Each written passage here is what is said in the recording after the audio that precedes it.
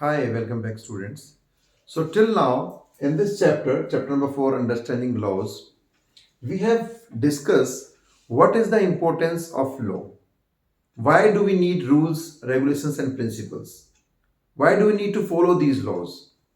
We have understood in first part of this video. हम समझ चुके हैं कि किस तरीके से रूल रेगुलेशंस एक सोसाइटी के लिए ज़रूरी है। अगर रूल्स ना हो, रेगुलेशंस ना हो, तो हमारा देश जहां भिन्न भिन्न जाति, प्रजाति और अलग अलग भाषाओं के बोलने वाले लोग एक साथ रहते हैं, अलग अलग धर्मों को पालन करने वाले लोग, the people who are following different religions, who are having different caste, creeds and languages, it will be very difficult all of them to live in a peaceful manner. तो समाज के अंदर शांति बनाए रखने के लिए कानून बहुत जरूरी है। हमने लास्ट वीडियो में एक एग्जांपल से समझा था कि अगर आप किसी रोड पर जा रहे हैं और तो उस समय आपको बहुत सारे नियम कायदे कानूनों को पालन करना पड़ता है। आपको हेलमेट पहन के चलना पड़ता है बाइक के ऊपर। आपको आजकल कोरोना टाइम पर सबको मास्क पहन करके जो है आप मार्केट में जा सकते हैं। स्कूल में भी स्टूडेंट जाते हैं तो मास्क पहन के जाते हैं और प्रोटोकॉल्स को फॉलो करते हैं। तो ये रूल्स एंड रेगुलेशंस बनाए जाते हैं सोसाइटी के बेनिफिट के लिए। तो अगर रूल्स रेगुलेशंस नहीं होंगे तो फिर पीस, हार्मनी मेंटेन नहीं हो पाएगी और जो कम्युनिटी के अफेयर्स हैं वो ठीक ढंग से नहीं चल पाएंगे और बहुत सारी प्रॉब्लम्स क्रिएट हो सकती हैं। तो चलिए दोस्तों, अब अपने आज के इस लेक्चर में, अपने आज के इस पार्ट में आगे स्टडी करते हैं कि रूल्स रेगुलेशंस जो हैं ये कैसे एग्जिस्टेंस में आए, पहले किस तरह के रूल्स रेगुलेशंस हुआ करते थे और इंडिपेंडेंस के बाद अब हमारे पास जो हमारे फंडामेंटल राइट्स हैं और बाकी के जो रूल्स रेगुलेशंस हमने फॉर्म किए हैं उनसे ह्यूमन लाइफ को कितना एडवांटेज मिला है।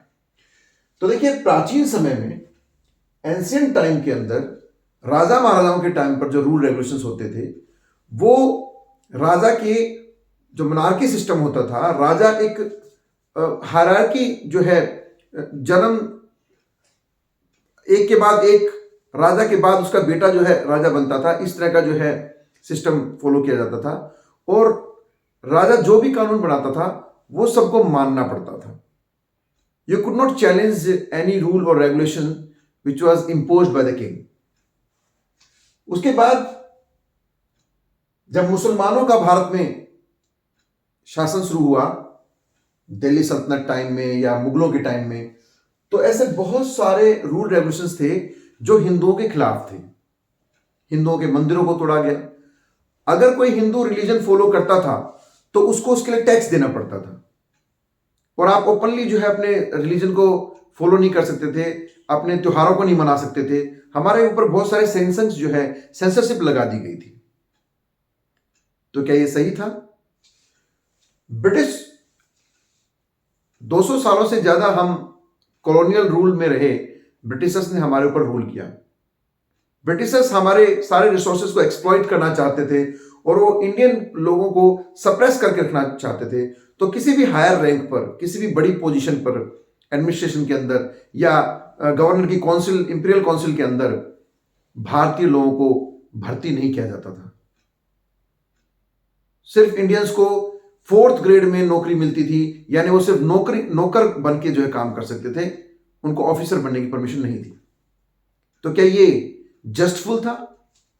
ऐसे बहुत सारे कानून, जैसे जजिया टैक्स, मुसलमानों के टाइम पर मुगलों ने भारत हिंदू लोगों पे जजिया कर लगाया। जजिया कर क्या होता है? अगर आप अपने रिलीजन को फॉलो करना चाहते हैं तो आपको सरकार को टैक्स देना होगा। लेकिन आज के हमारे भारत में, चाहे आप हिंदू हैं, मुस्लिम हैं, सिख हैं, ईसाई हैं, सबको अपना धर्म का पालन करने का पूर्ण अधिकार है। आपको कोई टैक्स नहीं देना पड़ता। रिलीजियस टैक्स, हमारे यहां कोई रिलीजन टैक्स नहीं है और ना सरकार किसी एक रिलीजन को प्रमोट करती है। We are secular by our constitution. इसी तरह ब्रिटिश सरकार के रूल के टाइम पर बहुत सारे ऐसे कानून बनाए गए, जिनमें से एक एग्जांपल है सेडिशन एक्ट ऑफ 1870। 1870 में बना यह कानून एक आर्बिट्री लॉ था, एक सप्रेसिव लॉ था ब्रिटिश सरकार का। If anybody was found talking और criticising the British government, he could be detained in the jail for more than 2 years without any trial. तो क्या सरकार अगर सही कर रही है या गलत कर रही है, आप उसके खिलाफ नहीं बोल सकते थे। अगर आपने कुछ भी बोला तो आपको सरकार जेल में डाल देगी, आपके खिलाफ कोई मुकदमा भी नहीं चलाया जाएगा, किसी भी कारण से कोई भी इल्जाम लगा के आपको जेल में डाल दिया जाएगा। That was sedition act of 1870। तो क्या ये कानून ठीक था, जस्टिफिएबल था, जस्टफुल था? नहीं। तो ये एग्जाम्पल सुनने के बाद क्या आपको अभी रियलाइज नहीं हुआ कि आजादी ने हमें क्या दिया, हमारे संविधान ने हमें क्या दिया? आजादी ने और इस संविधान ने हमें इक्वालिटी प्रोवाइड की। So we all are equal before law after independence. हमारा जो संविधान बनाया गया, उसके लिए जो कॉन्स्टिट्यूएंट असेंबली बनाई गई, उसमें 300 से भी ज्यादा मेंबर्स ने बहुत डिबेट और डिस्कशंस के बाद में ये डिसाइड किया कि भारत के अंदर मुसलमानों ने जो अत्याचार किया, अंग्रेजों ने जो अत्याचार किया, हम उनसे बदले की भावना से नहीं रहेंगे, हम भारत में इक्वालिटी एस्टेब्लिश करेंगे। इसलिए the rule of law was adopted by the constitution of India.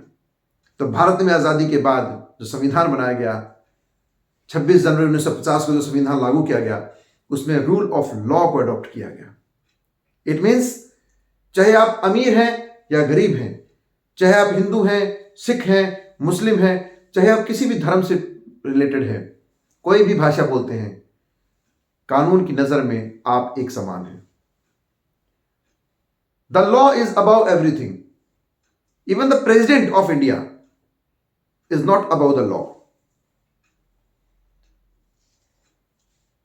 अगर कोई गवर्नमेंट ऑफिशियल या कोई बड़ा नेता अपने मनी पावर या मसल पावर का इस्तेमाल करके कानून से बच निकलता है, तो फिर वो इलीगल होगा।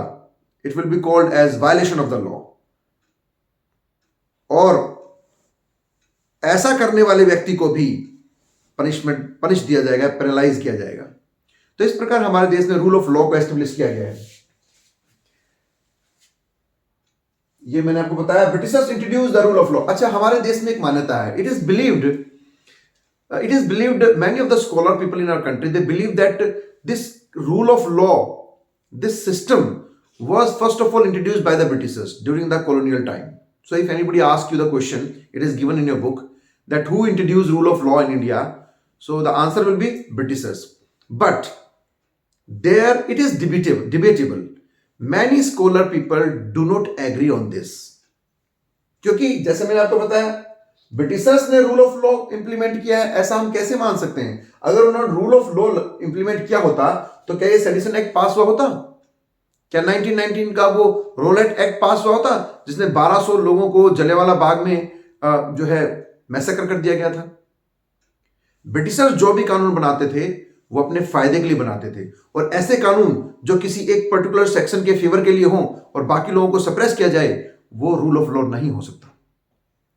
तो there are so many scholar people in our country who debate on this statement. Britishers introduced the rule of law. So this is a question mark here. It is your word now. Please use your consensus and answer this.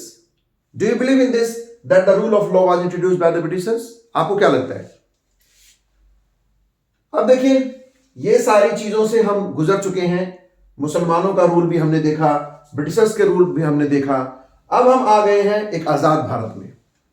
संविधान बनाया जा चुका है, संविधान ने सबको fundamental rights दिए हैं, आपको पढ़ने का अधिकार दिया है, आपको लड़कियों को भी अब प्रॉपर्टी राइट्स दे दिए गए हैं। जो बैकवर्ड क्लासेस थी, पहले जातियों में जात पात के आधार पर लोगों को बांट दिया गया था, सोसाइटी को डिवाइड किया गया था। अब हमारे देश के अंदर हमारे कॉन्स्टिट्यूशन ने इस तरह की अनटचेबिलिटी को या इनइक्वालिटी को एबोलिश कर दिया है और रूल ऑफ लॉ को इंप्लीमेंट कर दिया गया है। गर्ल्स को भी according to 2005 succession amendment act pass करके लड़कियों को भी लड़कों की तरह पेरेंटल प्रॉपर्टी में राइट्स दे दिया गया है। जो औरतों को घरों में पीटा जाता था, उनको एब्यूजिव लैंग्वेज यूज की जाती थी, वर्बल या फिजिकल जो पनिशमेंट दिया जाता था उनके हस्बैंड के द्वारा या फैमिली मेंबर्स के द्वारा, उसको स्टॉप करने के लिए और वुमेन को प्रोटेक्शन देने के लिए भी कानून बना दिए गए हैं। तो friends, how the laws are formed in our country. So the laws are formed as per the needs of the society. Society is changing day by day. There are some laws which were already existing during ancient time, during the British's time, and they are still in effect, but they are modified. Now they are modified according to the need of the time, according to the need of the society. So, in this lecture, in this part, we have just understood how the rules were unjustifiable and overlapping during the ancient monarchy system, during the Muslim rule, and during the Britishers' colonial rule. Now we have come to an independent country, India. So in the next lecture, we will study some more important terms. हम cover करेंगे नए glossy words को और new terms को जो related हैं laws से संबंधित जो हैं। इन सारे terms को हम next video में पढ़ेंगे और बाकी चीजों को जो टॉपिक्स आपकी बुक में दिए हुए हैं उनको कवर करेंगे। तब तक के लिए सी यू।